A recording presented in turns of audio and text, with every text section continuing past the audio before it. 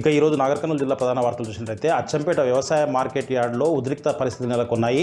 వేరుశనగ పంటకు మద్దతు ధర కల్పించకపోవడంతో రైతులు ఒక్కసారిగా ఆగ్రహానికి గురై వ్యవసాయ మార్కెట్ కార్యాలయంలోకి వెళ్ళగా అక్కడ ఉన్నటువంటి అధికారులను విషయం అడుగుదామని వెళ్తే అక్కడ వ్యవసాయ మార్కెట్ కమిటీ చైర్మన్ భర్త మల్లేష్ ఉండడంతో అతను వీళ్ళు అధికారులు అడుగుతున్నటువంటి క్రమంలో అతను అడ్డు తగలడంతో అసలు నీకు వ్యవసాయ మార్కెట్ కమిటీలో ఏం పని అని చెప్పేసి అతన్ని నిలదీయడంతో అతనికి వీళ్ళకు రైతులకు వాగ్వివాదం జరగడంతో ఒక్కసారిగా కోపోద్రిక్తులైన రైతులు మల్లేష్పై దాడి చేసినటువంటి పరిస్థితి. అక్కడ ఉన్నటువంటి సెక్రటరీని అడుగుదామనే క్రమంలో అతను తప్పించుకొని పోయాడు. మొత్తంగా చూసినట్టయితే అధికారుల నిర్లక్ష్యం, ప్రభుత్వ నిర్లక్ష్యంతో వేరుశనగ పంట 6 కాలం కష్టపడి పండించినటువంటి పంటకు మద్దతు ధర రాకపోవడం ఒక ఎత్తు అయితే పంట పెట్టుబడి సాయం ఇవ్వక ఇటు పండించిన పంటకు గిట్టుబాటు ధర లేకపోవడంతో రైతులు ఆగ్రహానికి గురై అంబేద్కర్ చౌరస్తా వద్ద మళ్ళీ ధర్నాకు దిగినటువంటి పరిస్థితి. అక్కడికి చేరుకున్నటువంటి పోలీసులు వారిని శాంతింపజేశారు.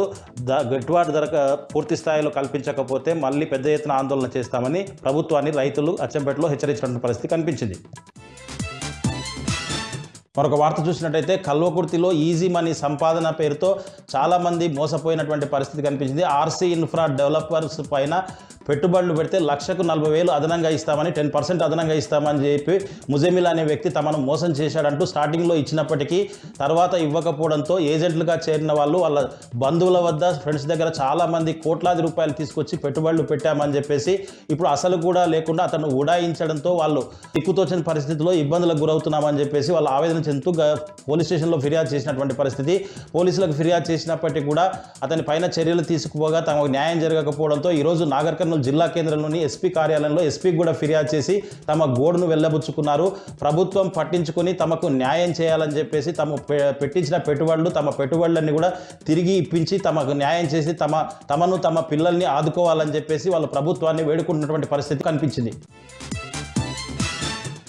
మరొక వార్త చూసినట్టయితే కల్వకుర్తిలో పల్లి రైతులు పెద్ద ఎత్తున ధర్నాకు దిగారు. 6 కాలం కష్టించి పండించినటువంటి పంటకు గిట్టుబాటు ధర లేకపోవడంతో వాళ్ళు కోపోద్రిక్తులై హైదరాబాద్ చౌరస్తాలో పెద్ద ఎత్తున ధర్నాకు దిగినటువంటి పరిస్థితి. దీనితో హైదరాబాద్ నుంచి కల్వకుర్తికి వచ్చే ప్రధాన రహదారితో పాటు ఇటు జడ్చర్ల కోదాడ వెళ్లే ప్రధాన రహదారులన్నీ కూడా ట్రాఫిక్తో జామ్ అయ్యాయి.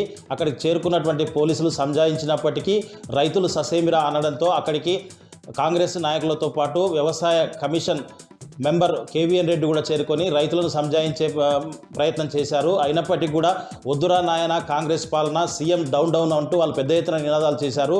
కేసీఆర్ పాలన బంగారు పాలన అంటూ కూడా వాళ్ళు పెద్ద ఎత్తున నినాదాలు చేశారు. దీంతో ట్రాఫిక్ బాగా జామ్ కావడంతో అక్కడికి పోలీసులు చేరుకొని వాళ్ళని సంజాయించి అక్కడి నుంచి తరలించినటువంటి పరిస్థితి కనిపించింది. మరొక వార్త చూసినట్టయితే అలవికాని హామీలతో గద్దెనెక్కినటువంటి కాంగ్రెస్ ప్రభుత్వం అన్ని వర్గాల ప్రజలను అనేక ఇబ్బందులకు గురి చేస్తుందని మాజీ ఎమ్మెల్యే జైపాల్ యాదవ్ అన్నారు. 5 సంవత్సరాలుగా మున్సిపల్ చైర్పర్సన్ ఎడమ సత్యం ఆధ్వర్యంలో కౌన్సిలర్లు ప్రతి ఒక్కరు కూడా కల్వకుర్తి అభివృద్ధి కోసం ఎనలేని కృషి చేశారని చెప్పేసి వాళ్ళ పదవీ కాలం ముగింపు కావడంతో మున్సిపల్ చైర్మన్ ఎడమ సత్యం, వైస్ చైర్మన్ షాహెద్తో పాటు పలువురు బీఆర్ఎస్ కౌన్సిలర్లను మాజీ ఎమ్మెల్యే జైపాల్ యాదవ్ ఘనంగా సన్మానించి వాళ్లకు శుభాకాంక్షలు తెలిపారు. రాబోయే రోజుల్లో మళ్ళీ మున్సిపల్ పైన గులాబీ జెండా ఎగరేస్తామని చెప్పేసి ఆయన చెప్పారు.